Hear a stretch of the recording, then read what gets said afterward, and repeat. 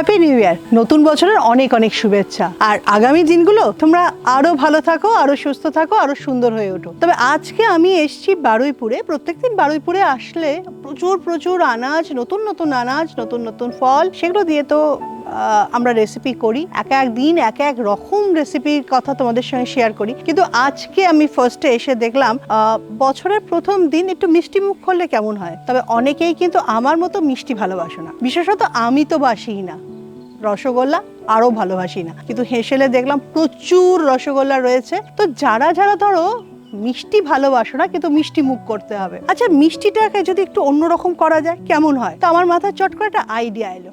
কেয়া পাতার নৌকোর রান্নাঘর থেকে বেশ কয়েকটা রসগোল্লা নিয়ে এসেছি। এবার দেখো এই রসগোল্লাগুলোকে কি বানিয়ে ফেলি। চলো।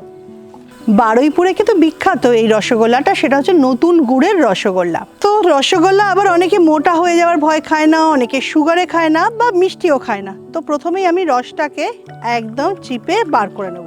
তোমাদের মধ্যে অনেকেই বলবে এ আবার কেমন হলো, চিপে তো আমরাও রসগোল্লা খাই। এরপর যেটা করব সেটা হচ্ছে এখানে রসগোল্লাটা চিপে বার করতেই দেখো রসটা কেমন ছোট্ট হয়ে গেছে। এবার আগে থেকেই লেবু কেটে সেখান থেকে রস বার করে রেখেছি, পাতি লেবুর রস। এবার পুরো রসগোল্লাটা লেবুর রসে ভালো করে ডুবিয়ে নেব। তারপর মিষ্টিটা অনেক কমে গেল, আর লেবুর রসে ডোবাতে এর মধ্যে টকও এসে গেল।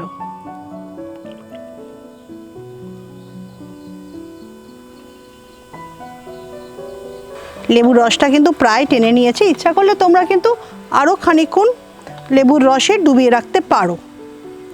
ঠিক আছে, আমার কাছে রসগোল্লাগুলো রইল লেবুর রসে ডোবানো। এরপর এখানে নেব খানিকটা ধনেপাতা। সকালবেলা এসেই খানিকটা ধনেপাতা অবশ্য আমি গাছ থেকে তুলে ফেলেছি। এখানে খুব সুন্দর ধনেপাতা হয়, প্রচণ্ড সুন্দর ধনেপাতা, কারণ ধনেপাতা মাত্রই খুব সুন্দর সুস্বাদু খেতে। আর যেহেতু একদম ফ্রেশ ধনেপাতার গন্ধটা কিন্তু ভীষণ ভালো লাগে। যখন বাড়িতে ধনেপাতা নিয়ে যাই সেই গাড়িতে কিন্তু সারাক্ষণ ধরে ধনেপাতার গন্ধে বেশ একদম মোমো করে। মুশকিল হচ্ছে আমাদের গাড়িতে কখনো ধনেপাতার গন্ধ ছাড়ে, কাঁঠালের সময় কাঁঠালের গন্ধ, আমের সময় আমের গন্ধ, কখনো মাছ নিয়ে গেলে মাছের গন্ধ। সেই গন্ধ তাড়াতে আবার খানিকটা কিন্তু পরিশ্রম করতে হয়। যাই হোক, ধনেপাতাগুলো নিয়ে নিয়েছি। এর সঙ্গে অল্প একটু রসুন, আর এখানে আগে থেকে ধনেপাতাকে আর লঙ্কা এই দুটো একসঙ্গে পেস্ট করা আছে।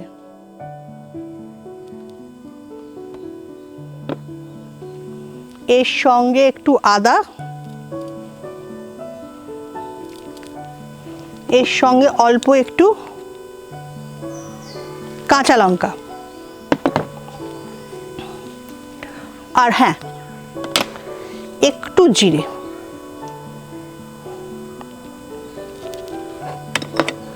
তবে আদার পরিমাণটা আরেকটু বাড়াতে হবে।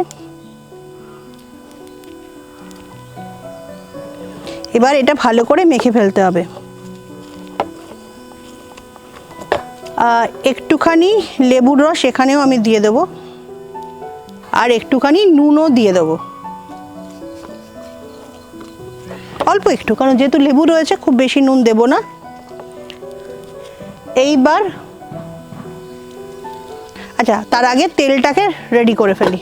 একটু তেল দেব, সর্ষের তেল।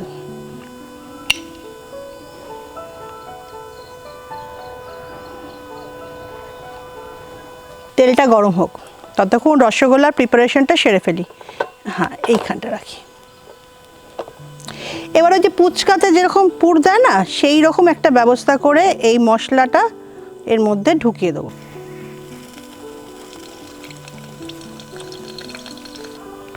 আচ্ছা, মোটামুটি রেডি হয়ে গেছে। এবার আগে থেকেই একটু বেসন গুলে রেখেছি, তার মধ্যে নুন আর একটু কালো জিরে দেওয়া হয়েছে।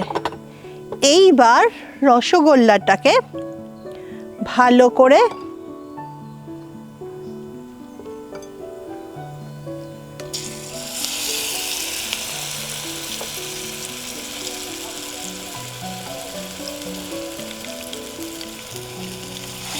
তবে এই রান্নাটা কিন্তু আমি কখনো করিনি, কেমন হবে সেটাও আমি জানি না, হঠাৎ মাথায় এলো রসগোল্লা মিষ্টি না হয়ে যদি টক ঝাল রসগোল্লা হতো তাহলে কেমন হতো। দেখো তোমরা যখন করবে তোমরা আরও সুন্দরভাবেই করবে, আমার করার অভ্যেস নেই, একটু অসুবিধা হচ্ছে। তোমরা হয়তো আরও সুন্দর করে পুরটা ঢোকাতে পারবে, আরও সুন্দর করে ব্যাপারটা করতে পারবে। পকোড়াতে যেরকম ভাজা হয় ঠিক সেভাবে ভাজা হবে। তার মানে রসগোল্লাটার মধ্যে মিষ্টি রয়েছে, মিষ্টি গুড়, আর তার সঙ্গে আছে লেবুর রস, আর তার সঙ্গে আছে একটা ধনেপাতা, লঙ্কা, রসুনের একটা মশলা। তার মানে টক ঝাল মিষ্টি এবার হয়ে এসছে।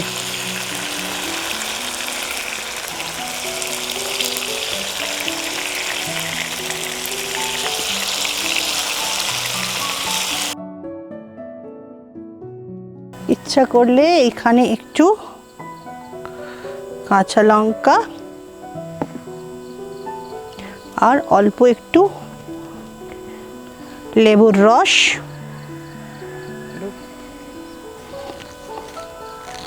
এবার একটু এখানে একটু গোলমরিচ, অল্প একটু, বেশি না।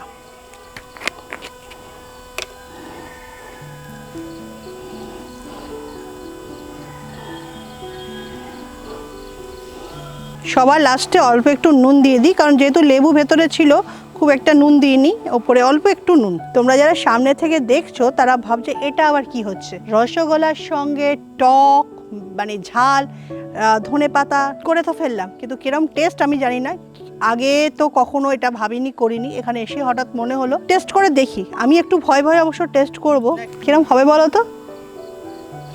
আমি নিজে ভীষণ টেনশন করছি যে জিনিসটা হলোটা কি, তো মনে হয় মন্দ হবে না, দেখা যাক।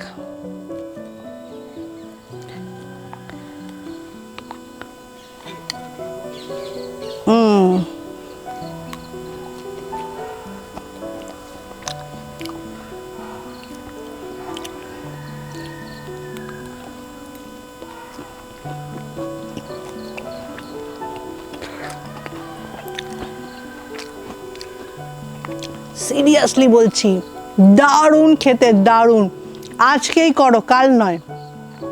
তবে আরেকটু ভেতরে ঝালটা দিও, যেটা আমি খুব একটা ভীষণ বেশি ঝাল দিইনি, কিন্তু মনে হয় আরেকটু ঝাল দিলে বেশি ভালো লাগতো।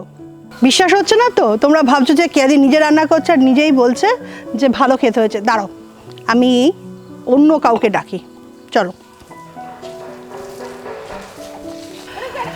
আমাদের কেয়া পাতা নৌকার কুক, তো একটু টেস্ট করে দেখো।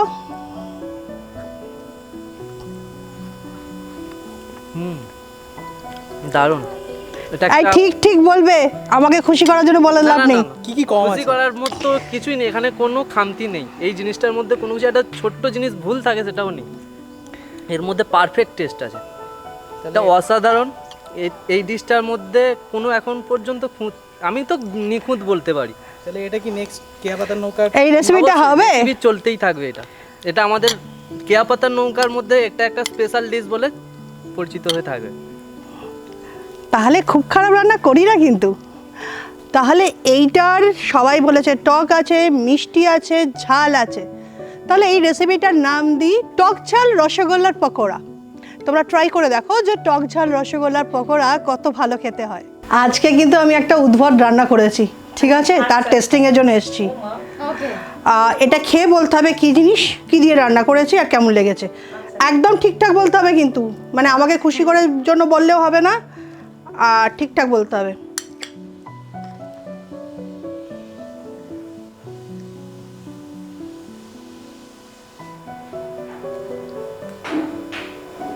পুরোটা একসঙ্গে।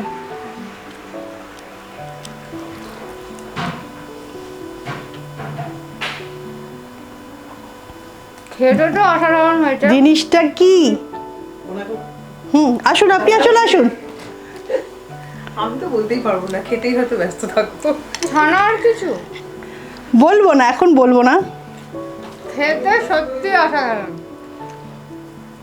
মানে ইভিনিং স্ন্যাক্সের জন্য একদম দারুণ দারুণ অসাধারণ ডিশ। দিদি আমাদের জন্য নিজে নিয়ে এসছে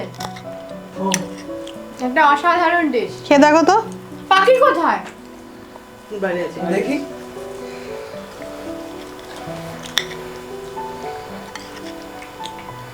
মানে এটা আমাদের কাছে মানে কেয়া পাতার নৌকোর একদম বেস্ট মোমেন্ট, দিদির হাত থেকে নিজের হাতে একটা দিদির বানানো রেসিপি খাওয়া, মানে দারুণ। মিষ্টি, নোনতা, টক, হ্যাঁ টক ঝাল মিষ্টির একটা মিলে মিশ্রণ একটা আছে। অদ্ভুত সুন্দর একটা ফ্লেভার হয়েছে। তাই তো? কি জিনিসটা কি? ছানার কিছু মনে হচ্ছে। খানিকটা না না ওরকম বলে হবে না, ক্লু দিলে হবে না। পনির পনির দিয়ে আমার মনে হচ্ছে এটা হচ্ছে রসগোল্লার টক ঝাল পকোড়া। রসগোল্লার টক ঝাল পকোড়া কেমন হলো? বললাম যে এরকম রেসিপি হয়। ভালোই হলো। আমি Too করার good. সময় খুব টেনশনে ছিলাম যে কেমন হবে, এটা আবার কোনো রান্না হলো। এটাও Good. ইনোভেটিভ। Too good. দারুণ ইনোভেটিভ। কারণ নিজে রান্না করে নিজে যখন বলছি ভালো হয়েছে, লোকে হবে যে কি উল্টো পাল্টা রান্না করছে। আর অপূর্ব। Okay, thank you. Thank you.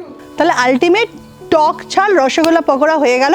তবে আমার যেটা মনে হয়েছে যদি ধনে পাতাগুলোকে আর একটু পেস্ট করতাম ভালো হতো, আর লেবুর জলে আর একটু বেশিক্ষণ ভেজালে ভালো হতো।